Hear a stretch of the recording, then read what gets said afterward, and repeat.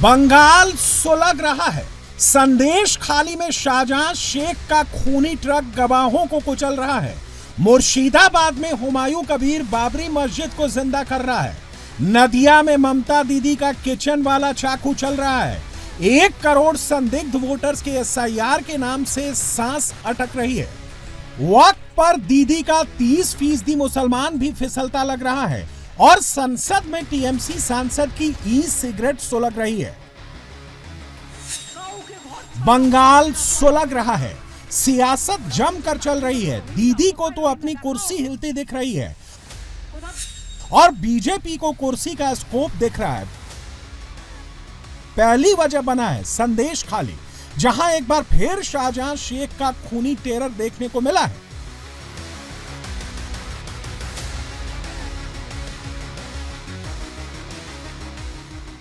Petrol pump के सामने से एक कार गुजर रही है और कुछ ही सेकंड में कार को एक ट्रक टक्कर मार देता है।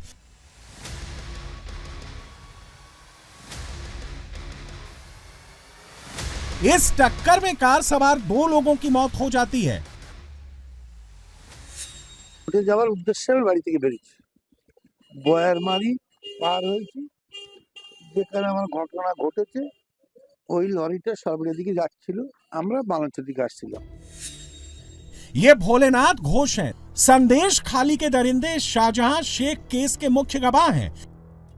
कल भोलानाथ घोष अपने बेटे सत्यजीत घोष के साथ सुनवाई के लिए बशीरहाट कोर्ट जा रहे थे, तभी यह ट्रक आया और सीधे कार को टक्कर मार दी। आरोप है कि शाहजहां शेख ने ही ट्रक से कुचलकर उनको मारने की साजिश रची। हादसा इतना भयानक था कि इस हादसे में भोलानाथ घोष के बेटे और ड्राइवर ने दम तोड़ दिया। ये ही वो गाड़ी है जिसमें सवार होते हुए भोलानाथ घोष, उनके बेटे सत्यजीत घोष और उनके ड्राइवर तीनों कल बसीरहाट कोर्ट पहुंचने के लिए निकले थे घर से। और उसके बाद जैसे कि देखा गया, बॉयरामारी इलाका से थोड़ी ही दूर पर इस गाड़ी को कुचल दिया गया एक ट्रक के जरिए। इस गाड़ी का हालत थोड़ा दिखाने की कोशिश करेंगे ड्राइवर के ओर, जैसे कि पूरा गाड़ी एकदम क्षतिग्रस्त हो गया है। और सामने के सीट पे बैठे हुए थे 32 वर्षीय सत्यजीत घोष, जो कि भोलानाथ घोष के छोटे बेटे हैं।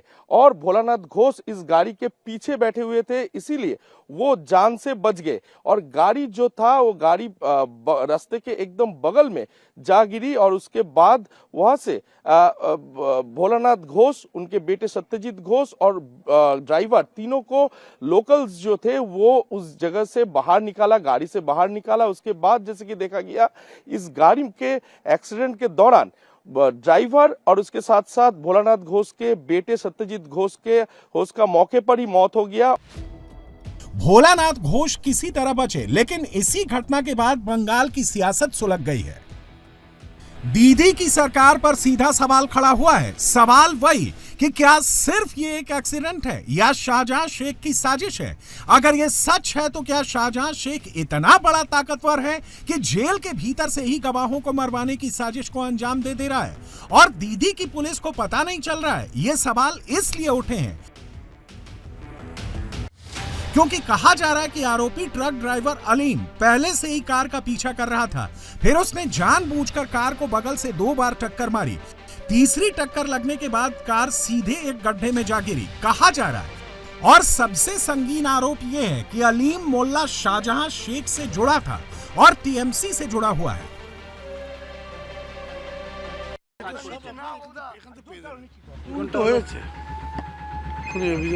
आपको सारी जानकारी मिल जाएगी। खून तो हुआ है, वो जेल से कर रहा है। मुझे इस समय ये चिंता है कि कहीं वो मेरे पूरे परिवार को ना खत्म कर दे। मैंने आज कंप्लेन दे दी है, पुलिस इसको जरूर देखेगी। MLA के साथ बातचीत हुई है, वो मेरे छोटे भाई जैसा है, वो मेरे साथ है। ये एक शाहजहां शेख की वजह से मेरा पूरा घर लुट गया। हमारा बिजनेस का संबंध था। ये अली मुल्ला के साथ मेरा बहुत पुराना रिश्ता नहीं है। ये सब जमीन जायदाद के मामले अली मुल्ला देखता था, जबरन जमीन पर कब्जे करता था। अगर पुलिस प्रशासन सही तरीके से काम करती है तो सब सही रहेगा। मुझे लगता है कि शेर के दांत तोड़ दिए जाए तो वो शिकार नहीं कर पाएगा। चूंकि मैं शाहजहां के साथ कारोबार में जुड़ा हुआ था, इसलिए मार्च 2024 में एजेंसियों ने मुझे बुलाया था। CBI ED ने मुझे नोटिस देकर बुलाया था। अगर मैं नहीं जाता तो मुझे अरेस्ट कर लेता। जितना मुझे पता था वो सब मैंने उनको बता दिया। संदेश खाली बंगाल बीजेपी का सबसे हॉट पॉलिटिकल सेंटर रहा है और शाहजहां शेख एपिसोड के बाद बीजेपी ने इसे बंगाल की पॉलिटिक्स का सबसे बड़ा मुद्दा बना दिया था। और जब एक बार फिर गवाह को जान से मारने की साजिश में शाहजहां शेख का नाम या टीएमसी का नाम जुड़ा तो बीजेपी ने सीधे दीदी को घेर लिया। सरकार ने कहा कि इस मामले की जांच सिटिंग जज से करानी चाहिए।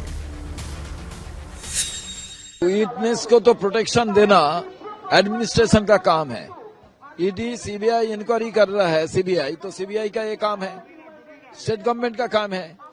एक्सीडेंट मीन्स कुछ ना कुछ तो गड़बड़ है, तो इसके लिए पूरा इंक्वायरी होना चाहिए। सीबीआई देखे, स्टेट एडमिनिस्ट्रेशन देखे, जरूरत पड़े तो सिटिंग जज को देके इसका इन्वेस्टिगेशन होना चाहिए।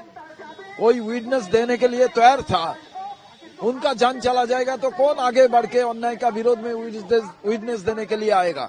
मेरा जो बात है, ये राज्य में ED, CBI, Calcutta police, Bengal police सब मिलजुल है, कुछ आगे बढ़ने का कोई रास्ता नहीं। दीदी का चैलेंज सिर्फ संदेश खाली नहीं है, सबसे बड़ा दीदी का चैलेंज संदेश खाली से 200 किलोमीटर दूर मुर्शिदाबाद में तैयार हो रहा है और उस चुनौती का नाम है हुमायूं कबीर। वही हुमायूं कबीर जिसने 7 दिसंबर को ऐलान करके मुर्शिदाबाद के रेजी नगर में बाबरी नाम की मस्जिद का शिलान्यास करवा दिया था। एक ऐलान पर लाखों लोग ईंट लेकर पहुंच गए। जहां मस्जिद बनानी थी वहां 11 दान पेटियां रखी गई थी।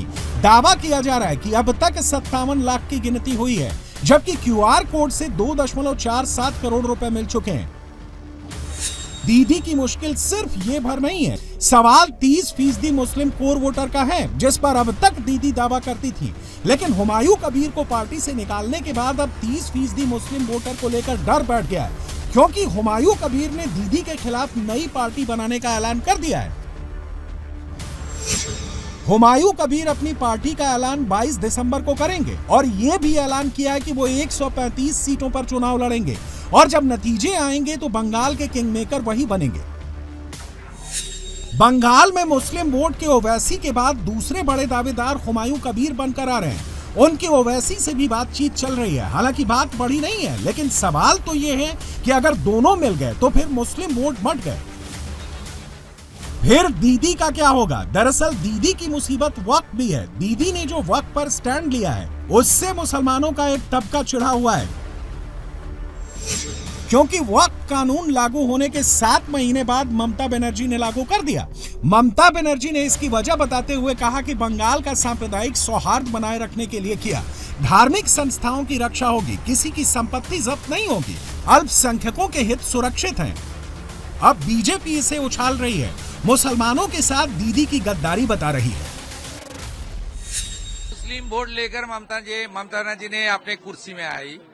आज वाकफ प्रॉपर्टी को पोर्टल में, उम्मीद पोर्टल में उठाने से मना कर दिया। 11th आवर में बताया उठाओ, डेट खत्म हो गया। 80,000 प्रॉपर्टी में 26,000 पोर्टल में आया।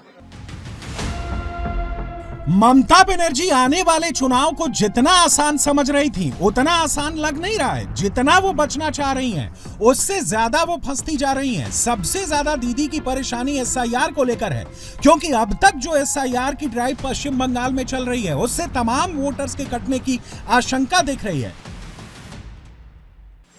2025 के वोटर लिस्ट में मौजूद 50 लोग ऐसे हैं जिन्होंने बताया है कि वो 2002 के वोटर लिस्ट में उनके पिता या दादा के नाम दर्ज हैं। 2025 के वोटर लिस्ट में 50 लाख लोग जिन्होंने खुद को 2002 के वोटर लिस्ट से कनेक्ट किया है, उनमें कई ऐसी एंट्री मिली हैं जिनमें नाम, उम्र गलत लिखा गया है। कई एंट्री ऐसी है जिनके फोटो भी मिसमैच पाए गए हैं। कई बुजुर्गों ने 20 से 30 साल की उम्र वाला फोटो दिया है। कई पुरुषों ने महिलाओं के फोटो लगा दिए हैं। ऐसे लोगों के दोबारा वेरिफिकेशन के लिए बीएलओ को कहा गया है। अगर दोबारा भी मिसमैच होता है तो ऐसे वोटर के फॉर्म रद्द कर दिए जाएंगे। बीएलओ को 85 साल से ज्यादा उम्र के लोगों का वेरिफिकेशन करने को कहा गया है। ऐसे लाखों लोगों ने फॉर्म भरा है जिनकी उम्र 85 साल से ज्यादा है। अब तक 57.5 लाख ऐसे नाम मिले हैं जिनकी मौत हो चुकी है, जो शिफ्ट हो चुके हैं या एक से ज्यादा जगह जिनके नाम दर्ज हैं। जो डेटा मिल रहा है उसके हिसाब से 24 लाख वोटर की मौत हो चुकी है। बंगाल में सभी संदिग्धों का फिर से वेरिफिकेशन होगा। अंदाजा लगाया जा रहा है कि ऐसे 1 करोड़ से ज्यादा लोग हो सकते हैं। दीदी को लग रहा है कि ये सारे वोटर उनके हैं। अगर ऐसा हो गया तो खेला हो जाएगा। अब इससे बचने के लिए उन्होंने महिलाओं को भड़काना शुरू कर दिया है। एसआईआर के खिलाफ वो अलग अलग जिलों में रैली निकाल रही हैं और खुलेआम एसआईआर को लेकर चुनाव अधिकारियों और सुरक्षा बलों के जवानों के खिलाफ महिलाओं को भड़का रही हैं। यहां तक कह दिया कि अगर ये ना माने तो किचन का सामान निकाल लो। শুনুন, আমি এখনো ফর্ম ফিল আপ করিনি। কেন করিনি? 3 বার সেন্ট্রাল মিনিস্টার ছিলাম, 7 বার এমপি হয়েছি, আর আপনাদের আশীর্বাদে শুভেচ্ছায় এর মধ্যে 3 বার চিফ মিনিস্টার হয়েছি। আমাকে আজকে প্রমাণ করতে হবে আমি নাগরিক কিনা। মাথায় নাকে খোঁজ দেওয়া ভালো এর থেকে। প্রমাণ করতে হবে আমি নাগরিক কিনা ওই দাঙ্গাবাজদের কাছে, যারা দাঙ্গা করে মানুষের রক্ত নেয়, যারা মানুষের রক্ত নিয়ে নরমের যজ্ঞ খেলে, তাদের কাছে আমাকে প্রমাণ করতে হবে আমি এই দেশের নাগরিক কিনা। কেন হবে না এসআইআর? কেন আসামে হবে না? বিজেপির রাজ্য বলে আর এসআইআর এর নাম করে মা বোনেদের অধিকার কাড়বে। তারপরে নির্বাচনে দিল্লির পুলিশ নিয়ে এসে মা বোনেদের ভয় দেখাবে। কি মা বোনেরা, নাম কাটলে বাড়িতে সব জিনিসপত্র আছে তো?